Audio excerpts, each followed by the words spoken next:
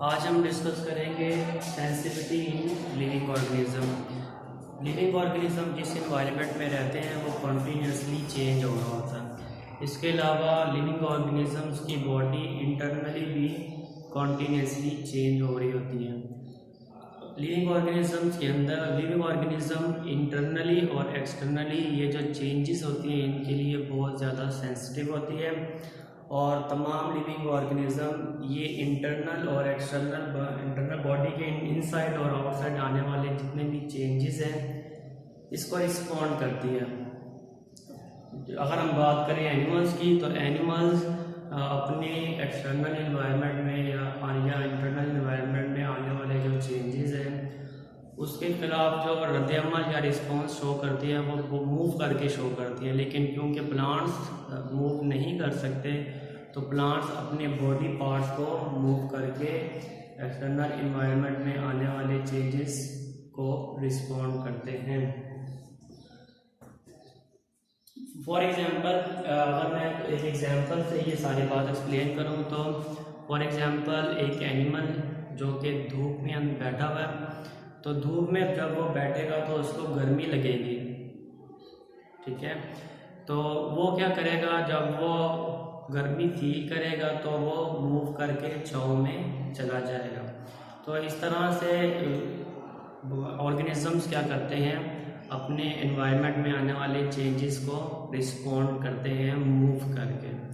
अगर हम बात करें स्टिमुलस की, और स्टिमुलस क्या होता है, बॉडी के अंदर या बॉडी के बाहर आने वाला कोई भी ऐसा चेंज जो उस ऑर्गेनिजम्स के बिहेवियर को चेंज करता है, उसके बिहेवियर में कुछ ना कुछ तब्दीली आती है, उस चेंज को हम क्या नाम देते हैं, स्टिमुलस के नाम देते हैं।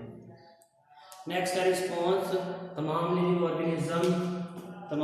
ऑर्गेनिज्म उस आने वाले चेंज को रिस्पॉन्ड करते हैं, उसके खिलाफ कुछ ना कुछ एक्टिविटी परफॉर्म करते हैं, कुछ ना कुछ रद्द-ए-अमल ज़ाहिर करते हैं।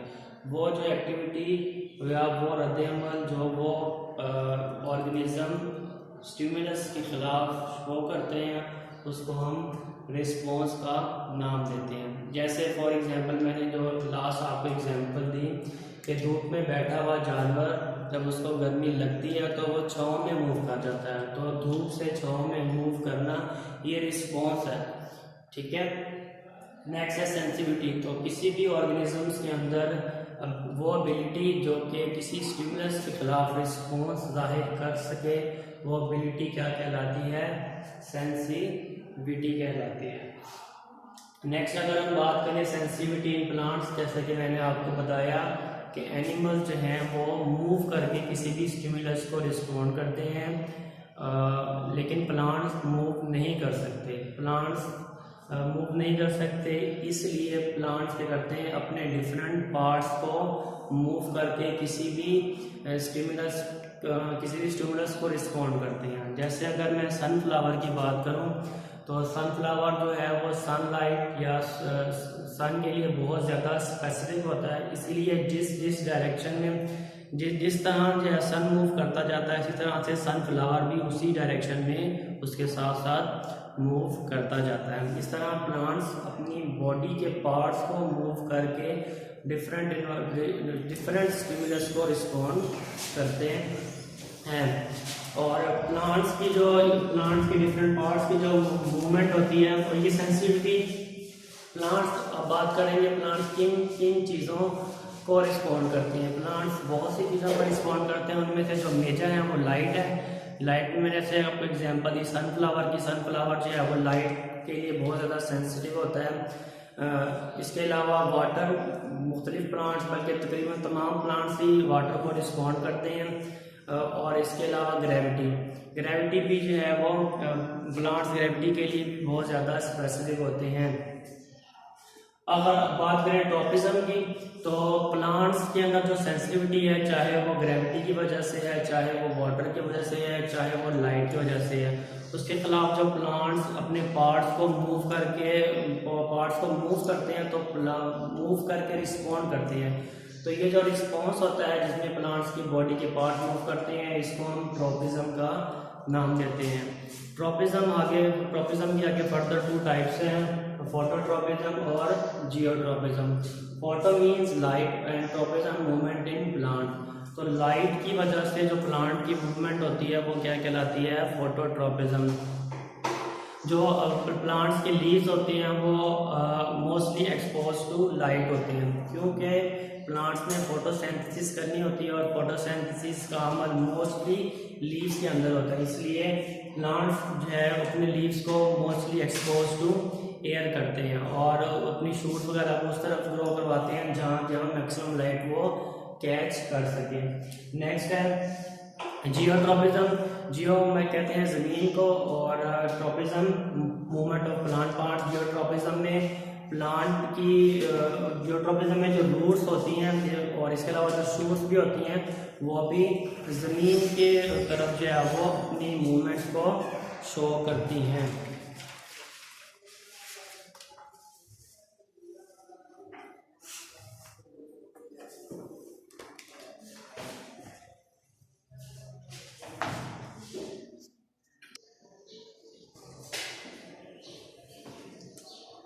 नेक्स्ट टॉपिक है स्टूडेंट्स हमारा कोऑर्डिनेशन। हमारी बॉडी के अंदर या तमाम लिविंग ऑर्गेनिजम्स की बॉडी के अंदर डिफरेंट सिस्टम्स मौजूद होते हैं। वो सिस्टम्स जैसे कि digestive system, respiratory system, circulatory system, nervous system, ये बहुत सारे सिस्टम्स लिविंग ऑर्गेनिजम्स की बॉडी के अंदर मौजूद होते हैं। और ये जो सिस्टम्स हैं ये एक दूसरे के ऊपर डिपेंड करते हैं। एनिमल्स के अंदर ये जो सारे सिस्टम्स होते हैं ये एक दूसरे के ऊपर डिपेंड होते हैं, एक दूसरे के साथ मिलकर काम करते हैं, इनका एक दूसरे के साथ राब्ता होता है, कम्युनिकेशन होती है इनके दरमियान। उस कम्युनिकेशन को, उस राब्ते को हम क्या नाम देते हैं, कोऑर्डिनेशन का नाम देते हैं। फॉर एग्जांपल अगर हम बात करें मस्कुलर सिस्टम की, एनिमल्स की बॉडी के अंदर मसल्स पाए जाते हैं जो कि बोन्स के साथ मिलकर बॉडी को मूव करवाते हैं। जब हम हार्ड एक्सरसाइज कर रहे होते हैं तो हार्ड एक्सरसाइज जब हम कर रहे होते हैं तो हमारा उस हार्ड एक्सरसाइज के लिए हमें बहुत ज़्यादा एनर्जी चाहिए होती है। तो जब हम हार्ड एक्सरसाइज करते हैं तो हमारा रेट ऑफ रेस्पिरेशन बढ़ जाता है, यानी कि सांस लेने की रफ्तार हमारी बढ़ जाती है। इसके साथ साथ हमारी हार्ट बीट भी तेज़ हो जाती है। अब देखिए यहाँ पे हार्ड एक्सरसाइज के दौरान तो मसल्स यूज़ हो रही हैं, मसल्स अपना काम कर रहे हैं, लेकिन मस्कुलर सिस्टम के साथ साथ क्या हो रहा है, रिस्पायरेटरी सिस्टम का रेट भी क्या हो रहा है, बढ़ रहा है, सांस लेने की रफ्तार बढ़ रही है। और इसी तरह से सांस लेने की रफ्तार जब बढ़ रही है तो उसके साथ साथ क्या हो रहा है, हार्ट बीट भी बढ़ रही है।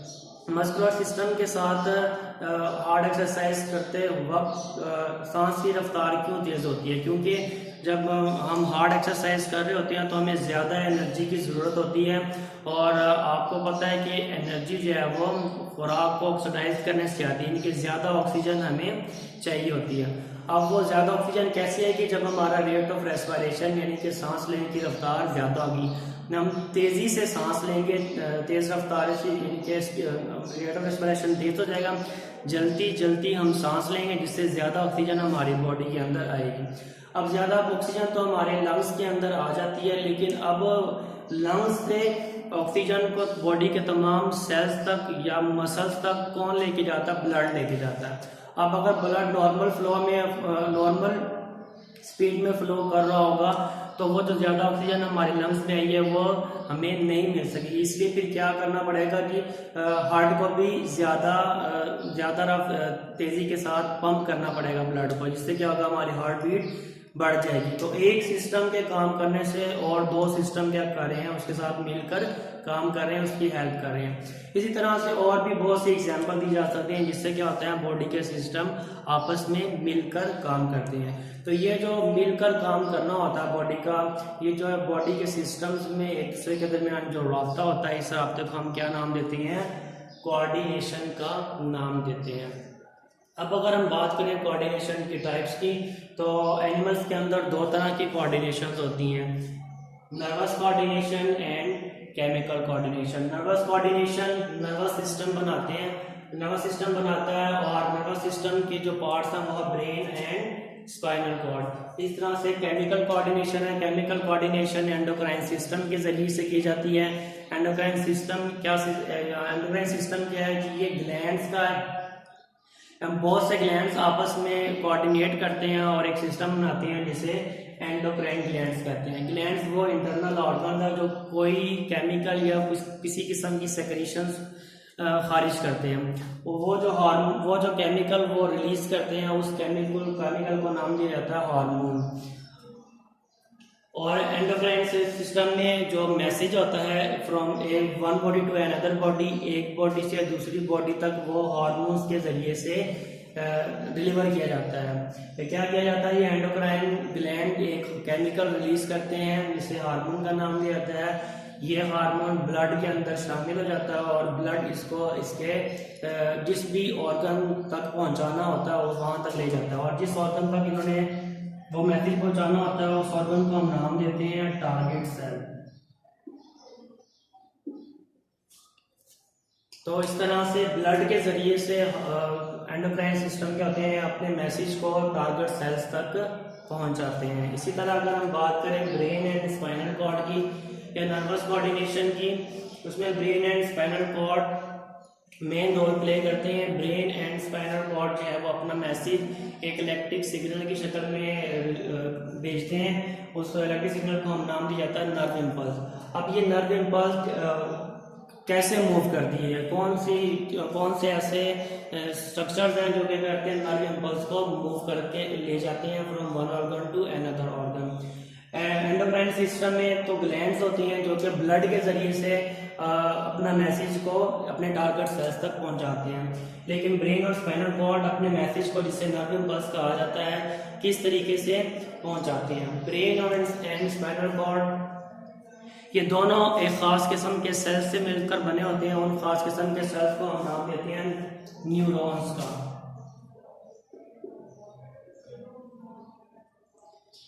ब्रेन एंड स्पाइनल कॉर्ड एक खास किस्म के सेल्स से मिलकर बने होते हैं जिन्हें क्या नाम दिया जाता है, न्यूरॉन्स का नाम दिया जाता है। ये खास किस्म के सेल्स हैं जिससे ये ब्रेन एंड स्पाइनल कॉर्ड बना होता है। आगे इसके फर्दर जो है वो इससे होते हैं न्यूरॉन के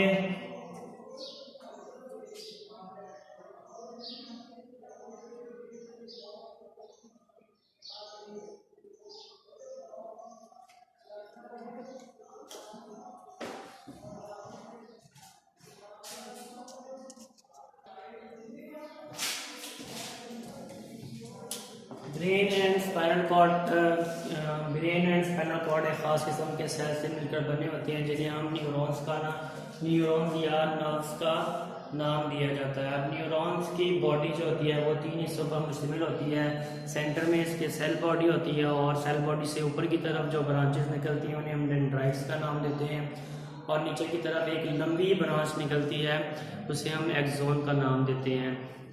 ये न्यूरॉन्स के सेल्स होते हैं एक दूसरे के साथ एक्सोन और डेंड्राइट्स के जरिए आपस में जुड़ते हैं और एक लंबा ट्रैक बना देते हैं। और ये न्यूरॉन्स या नर्व्स सारी बॉडी के अंदर फैली होती हैं और ये सारी बॉडी के अंदर फैली होती हैं। और नर्व्स 3 तरह की होती हैं, sensory nerves and motor nerves.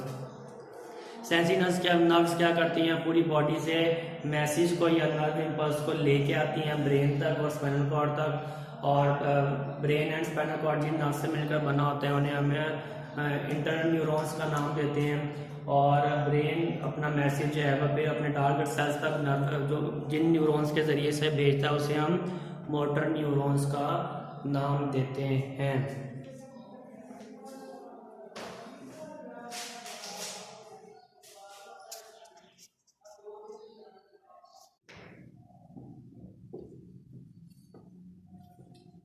आज हम डिस्कस करेंगे सेंस ऑर्गन्स के बारे में। लास्ट टाइम हमने डिस्कस किया था sensitivity in animals and plant. Sense organs क्या काम करते हैं? सेंस ऑर्गन्स इन्वायरमेंट में आने वाले किसी भी चेंज को डिटेक्ट करते हैं, यानी कि वो स्टिमुलाई को डिटेक्ट करते हैं। जैसे कि टेम्परेचर, साउंड, ये सारे जो स्टिमुलस होते हैं इन सबको सेंस ऑर्गन्स डिटेक्ट करते हैं। सेंस ऑर्गन एक ख़ास किस्म के सेल्स से मिलकर बने होते हैं जिन्हें सेंसरी सेल्स का नाम दिया जाता है। इसके अलावा सेंस ऑर्गन एक ही स्टिमुलाई के लिए स्पेसिफिक होते हैं, यानी कि ख़ास स्टिमुलाई के लिए एक ख़ास सेंस ऑर्गन या सेंसरी सेल्स मौजूद होते हैं। फॉर एग्जांपल अगर हम सेंसरी सेल्स की बात करें आईज के अंदर, यानी कि आँख के अंदर सेंसरी सेल्स की बात करें तो वो सेंसरी सेल्स सिर्फ लाइट के अंदर आने वाले चेंजेस के लिए ही स्पेसिफिक होंगे। वो साउंड के अंदर या साउंड वेव्स के लिए स्पेसिफिक नहीं होंगे, वो साउंड को डिटेक्ट नहीं कर सकते। तो आई के अंदर जो सेंसरी सेल्स हैं वो सिर्फ और सिर्फ लाइट चेंजेस को ही डिटेक्ट कर सकते हैं। बॉडी के अंदर 5 सेंसेस मौजूद होती हैं, जैसे कि सेंस ऑफ विजन या sense of sight, sense of smell, sense of hearing and sense of touch and sense of taste. ये 5 सेंसेस मौजूद होती हैं बॉडी के अंदर, और इन 5 सेंसेस के लिए बॉडी के अंदर मुख्तलिफ स्पेसिफिक ऑर्गन्स मौजूद होते हैं। अगर हम सेंस ऑफ साइट या सेंस ऑफ विजन की बात करें तो इसके लिए आई मौजूद होती है, और सेंस ऑफ स्मेल के लिए नोज, सेंस ऑफ हियरिंग के लिए ईयर, सेंस ऑफ टेस्ट के लिए tongue and sense of touch के लिए स्किन बॉडी के अंदर मौजूद होती है। ये स्पेसिफिक ऑर्गन्स अपने अपने स्पेसिफिक स्टिमुलाई को डिटेक्ट करते हैं और मैसेज भेजते हैं ब्रेन को, और ब्रेन हमें फिर ये एनालाइज करके बताता है कि हम क्या देख रहे हैं, क्या सुन रहे हैं, क्या सूंघ रहे हैं, किस चीज़ को हम टच कर रहे हैं और क्या चीज़ हम चख रहे हैं। तो सब अब इन सेंस ऑर्गन्स को हम 1 बाय 1 डिटेल में स्टडी करेंगे। तो सबसे पहले हम एयर के स्ट्रक्चर को स्टडी करते हैं। एयर सेंस ऑर्गन है जो कि साउंड वेव्स को डिटेक्ट करता है। जो भी हमारे इर्द गिर्द साउंड्स मौजूद हैं वो एयर के ज़रिए एयर उसको डिटेक्ट करता है और ब्रेन तक मैसेज भेजता है। फिर ब्रेन हमें बताता है कि हम क्या सुन रहे हैं। हम एयर के स्ट्रक्चर को सबसे पहले डिस्कस करेंगे कि एयर में कौन कौन से पार्ट्स मौजूद होते हैं। एयर को हम बेसिकली 3 हिस्सों में डिवाइड करते हैं, outer air, inner air, middle air and inner air. Outer air की अगर बात करें तो जो स्किन का फ्लैप ऑफ स्किन होता है स्कल से आउटसाइड की तरफ, ये जो हमें नज़र आ रहा है ये आउटर एयर बनाता है। इसके अलावा आउटर एयर से आगे अगर हम मूव करें तो ऑडिटरी कैनाल आती है। ये एक ट्यूब लाइक स्ट्रक्चर है और इसके एंड पे जो है वो एक मेम्ब्रेन लगी होती है जिससे हम क्या नाम देते हैं, टेम्पेनिक मेम्ब्रेन या एयर ड्रम भी हम इसको कहते हैं। ये तीनों पार्ट्स जो हैं वो एक्सटर्नल एयर के अंदर आते हैं। फ्लैप ऑफ स्किन जो कि बाहर होता है स्कल से बाहर, ये सारा स्ट्रक्चर, उसके आगे ऑडिटरी कैनाल एंड उसके आगे एयर ड्रम, यहाँ तक जो है वो एक्सटर्नल ईयर है। अब इससे अगला जो पोर्शन होता है उस पर स्मॉल पोर्शन होता है, उसे हम मिडल ईयर का नाम देते हैं। मिडल ईयर के अंदर 3 स्मॉल बोन होती हैं, छोटी छोटी 3 बोन्स मौजूद होते हैं। उन तीन बोन्स को हम कलेक्टिवली ऑसिकल्स का नाम देते हैं।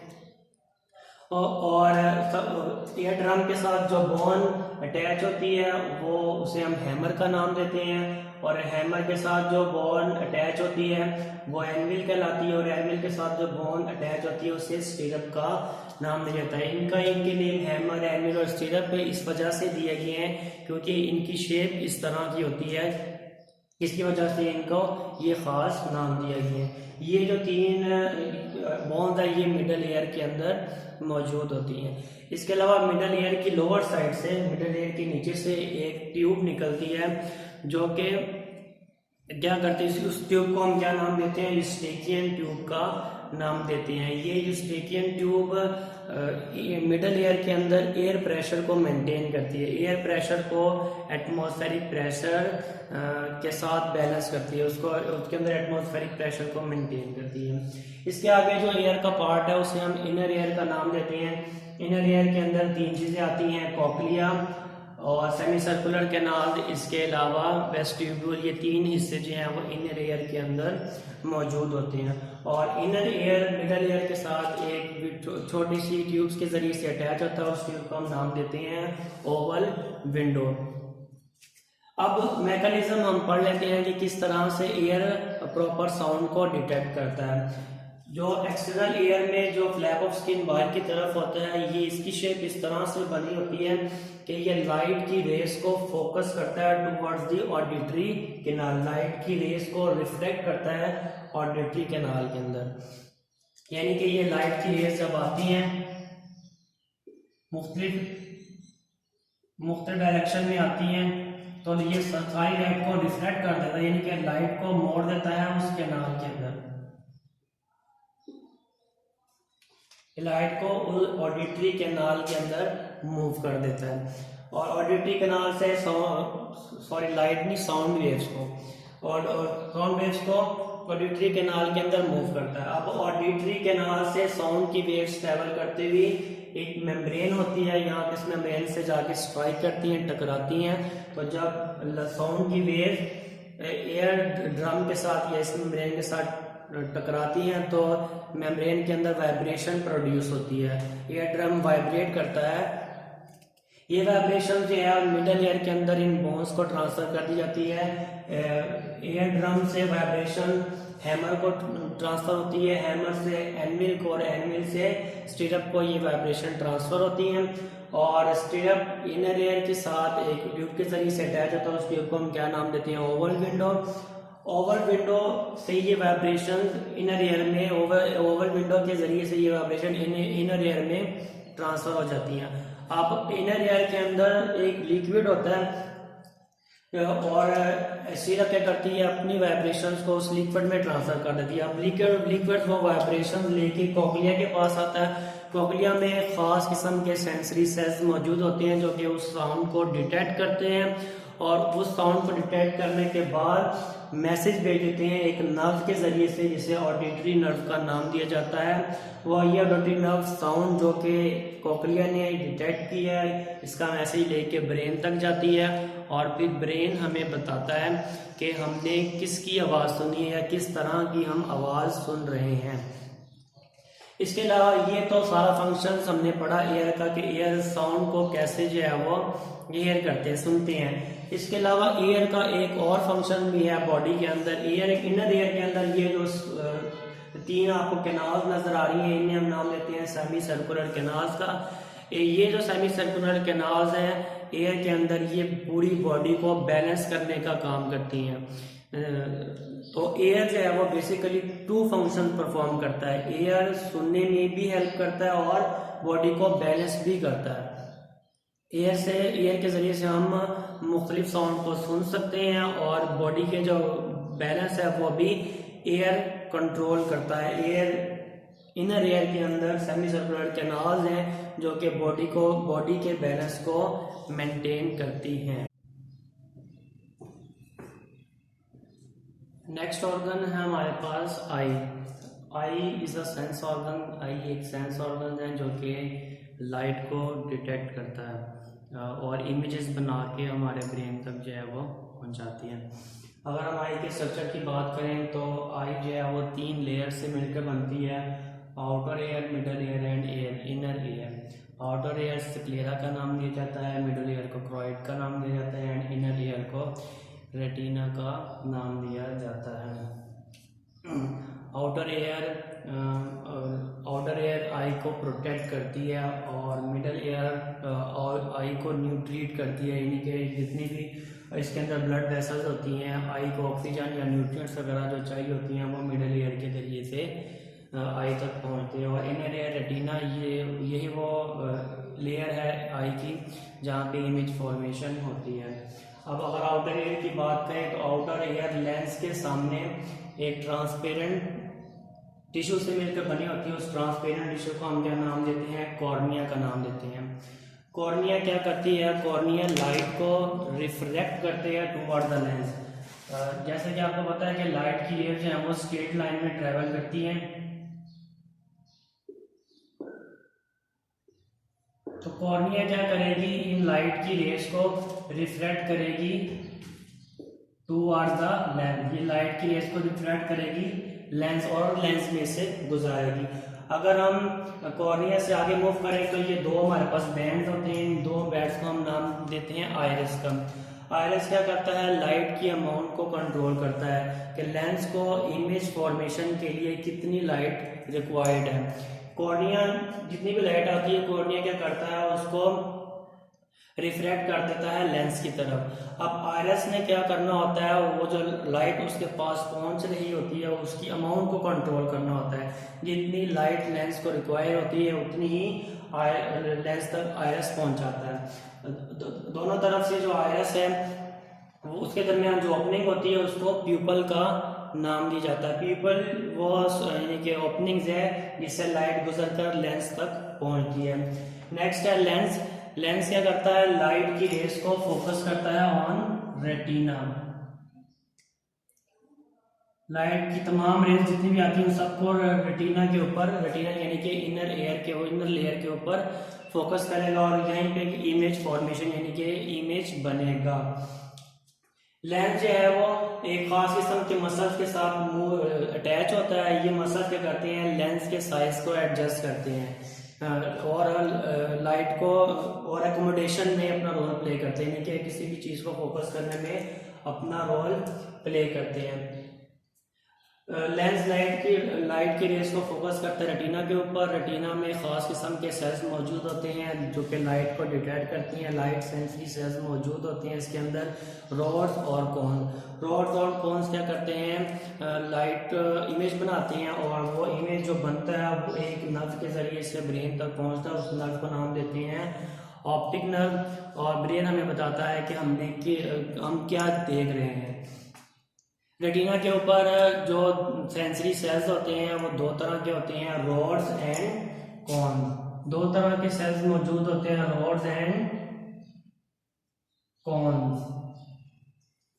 रॉड्स डिम लाइट में एक्टिव होते हैं और कोन जो है वो ब्राइट लाइट में एक्टिव होते हैं। जब लाइट इनसफिशिएंट होती है यानी कि लाइट कम होती है तो रॉड सेल्स एक्टिव होते हैं और इंफॉर्मेशन में अपना रोल प्ले करते हैं, और जब लाइट बहुत ज़्यादा होती है तो कौन सेल्स एक्टिव होते हैं वो इमेज बनाने में अपना रोल प्ले करते हैं। इसके अलावा जो कौन सेल्स होते हैं वो कलर्स को भी आइडेंटिफाई करते हैं। हमें जो कलर्स नज़र आते हैं वो भी कौन्स की मदद से ही नज़र आते हैं। इसके अलावा आउटर लेयर के ऊपर एक मसल्स लगे होते हैं, जैसे ये आपको नजर आ रहे हैं। ये मसल्स क्या करते हैं, आई बॉल को मूव करवाते हैं। हम अपने आई बॉल को अपनी मर्जी से इधर उधर मूव कर सकते हैं और वो जो मूवमेंट होती है वो इन मसल्स की वजह से होती है। तो ये सारा फंक्शंस था आई का स्ट्रक्चर, और ये आई जो है वो कैसे अपना फंक्शन परफॉर्म करती है।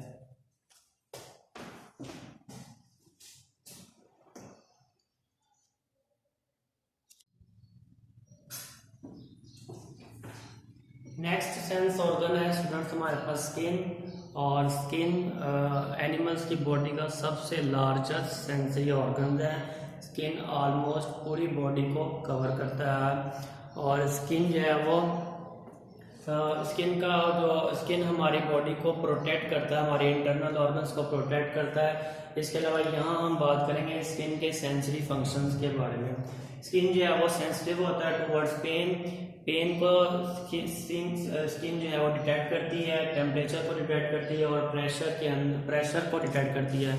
इन तीन चीज़ों को स्किन जो है वो डिटेक्ट करती है। अगर हम स्किन के स्ट्रक्चर की बात करें तो स्किन की 3 लेयर्स जो है वो मौजूद होती हैं, outer layer, middle layer and inner layer. सबसे पहले आउटर लेयर की बात करें तो आउटर लेयर जो स्किन के ऊपर मौजूद होती है उससे हम क्या कहते हैं, एपिडर्मिस। एपिडर्मिस बहुत हार्ड होती है और इसका जो प्राइमरीली फंक्शन होता है वो प्रोटेक्शन होता है। ये इंटरनल लेयर्स को क्या करती है, प्रोटेक्ट करती है। उसके बाद अगर हम बात करें मिडल लेयर की तो मिडल लेयर को डर्मिस का नाम दिया जाता है, और ये बहुत इंपॉर्टेंट लेयर है स्किन की। क्यों इम्पोर्टेंट है, क्योंकि इसके अंदर बहुत सी चीज़ें पाई जाती हैं। इसके अंदर नर्व्स पाई जाती हैं जो कि क्या काम करती हैं, किसी भी स्टिमुलाई को डिटेक्ट करती हैं और मैसेज ब्रेन को सेंड करती हैं। इसके अलावा इसके अंदर हेयर फॉलिकल्स पाए जाते हैं। हमारी स्किन के ऊपर जितने भी हेयर्स हैं, इनकी जो जड़ें हैं या ये जो है वो इसी लेयर से ओरिजिनेट करते हैं। हेयर फॉलिकल मीन हेयर की जो बेस होती है वो डर्मिस वाली लेयर के अंदर मौजूद होती है। इसके अलावा डर्मिस के अंदर बहुत से ग्लैंड भी पाए जाते हैं, जैसे कि sweat glands and oil gland. Sweat glands क्या काम करते हैं? स्वेट प्रोड्यूस करते हैं, यानी कि पसीना खारिज करते हैं, और थर्मो रेगुलेशन में अपना रोल प्ले करते हैं, यानी कि टेम्परेचर को, बॉडी के टेम्परेचर को मेंटेन करते हैं। इसके अलावा ऑयल ग्लैंड्स भी डर्मिस लेयर के अंदर मौजूद होती हैं। ऑयल ग्लैंड्स क्या काम करते हैं जी? हमें जम्स वगैरह से बचाते हैं, और भी इसके बहुत से फंक्शन होते हैं। इसके अलावा ब्लड कैपिलरीज भी डर्मिस लेयर के अंदर ही मौजूद होती है, यानी कि स्किन को जितनी भी जो ऑक्सीजन है या न्यूट्रिएंट्स था या स्किन इससे जो वेस्ट प्रोड्यूस हो रहा है वो भी डर्मिस लेयर के अंदर मौजूद कैपिलरीज हैं उनके जरिए से ही पहुंचता है। इसके अलावा स्किन की डर्मिस लेयर के अंदर डिवाइडिंग सेल्स मौजूद होते हैं। डिवाइडिंग सेल्स क्या काम करते हैं? इस स्किन को डिवाइड करते हैं। अक्सर आपने देखा होगा कि स्किन जो है वो फटना शुरू हो जाती है हमारे हाथों से या उधर से, तो स्किन क्या करती है? स्किन की डर्मिस लेयर के अंदर डिवाइडिंग सेल्स मौजूद होते हैं जो क्या करते हैं? स्किन के लेयर को दोबारा से जनरेट करते हैं। इसके अलावा बाज़ औक़ात कट वगैरह लग जाता है या स्किन के सेल्स जो होते हैं वो डेड हो जाते हैं, तो वहाँ पे भी स्किन के डर्मिस लेयर के अंदर मौजूद डिवाइडिंग सेल्स को क्या कर देते हैं? रीजनरेट कर देते हैं। इसके अलावा स्किन की डर्मिस लेयर के अंदर बहुत से पिगमेंट्स वगैरह भी पाए जाते हैं जो कि स्किन को कलर देते हैं। इसके अलावा हमारी स्किन के अंदर एक पिगमेंट पाया जाता है जो कि क्या काम करता है? सूरज से आने वाली अल्ट्रावायलेट रेस को इससे क्या करता है? हमारी हिफाजत करता है। और इसके अलावा ये सनलाइट जब इन पिगमेंट्स के ऊपर पड़ती है तो ये उसको विटामिन के अंदर ट्रांसफर कर देते हैं।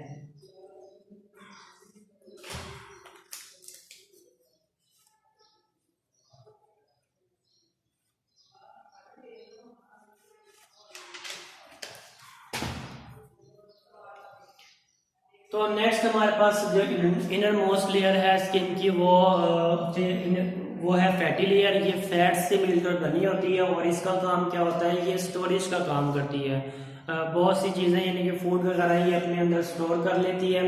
और इसके अलावा जो इसका फंक्शन है वो इंसुलेशन का है। इंसुलेशन का मतलब यानी कि जब एक्सटर्नल एनवायरनमेंट में टेम्परेचर बहुत ज़्यादा लो हो जाता है तो ये जो लेयर होती है फैटी लेयर, ये इंसुलेशन का काम करती है, यानी कि सर्दी से हमारी हिफाजत करती है। टेम्परेचर को इनर एयर से तो टेम्परेचर को एक्सटर्नल एनवायरनमेंट से एक्सचेंज नहीं होने देती, यानी कि जो इंटरनल टेम्परेचर है उसको मेंटेन करती है।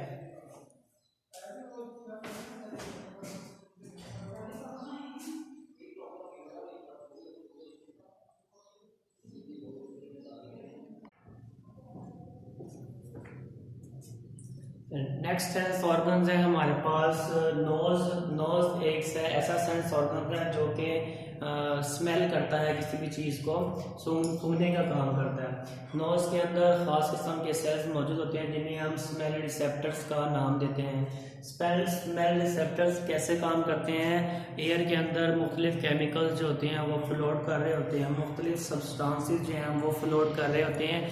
तो स्मेल रिसेप्टर, ये जो एयर होती है जिनमें मुख्तलिफ सब्सटेंसेस फ्लोट कर रहे होते हैं, ये जब हमारे नोज़ के अंदर एंटर होती है तो नोज़ के अंदर जो स्मेल रिसेप्टर्स होती हैं उसको डिटेक्ट करते हैं और स्मेल जो है वो प्रोड्यूस करते हैं। अब वो जो मैसेज है वो ब्रेन तक पहुंचाते हैं और मैसेज ब्रेन तक जो है वो स्मेल रिसेप्टर से जो नर्व लेके जाती है उसे हम ऑल्फैक्टरी नर्व का नाम देते हैं। फिर ब्रेन हमें बताता है कि जो स्मेल हम कर रहे हैं ये प्लेजेंट है या अनप्लेजेंट है।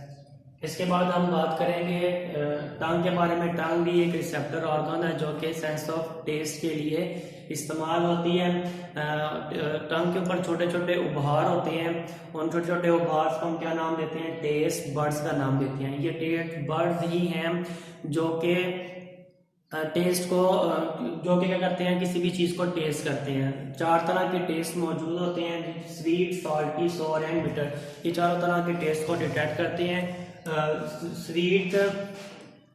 स्वीट और साल्ट के जो टेस्ट होते हैं, टेस्ट बर्ड्स होते हैं, वो टंग की बिल्कुल टिप के ऊपर मौजूद होते हैं। इसके अलावा जो बिटर के जो टेस्ट बर्ड्स होते हैं वो टंग की बैक साइड पे मौजूद होते हैं, और जो सॉर और टेस्ट बर्ड्स होती हैं वो जुबान के बिल्कुल किनारों पे, इस तरफ साइडों पे मौजूद होते हैं। टेस्ट बर्ड्स क्या करते हैं जी, किसी भी चीज़ का टेस्ट करते हैं और ब्रेन हमें बताता है कि ये आया जो है वो ये चीज़ स्वीट है, सॉल्ट है, सॉर है या बिटर है। इसके टर्म ये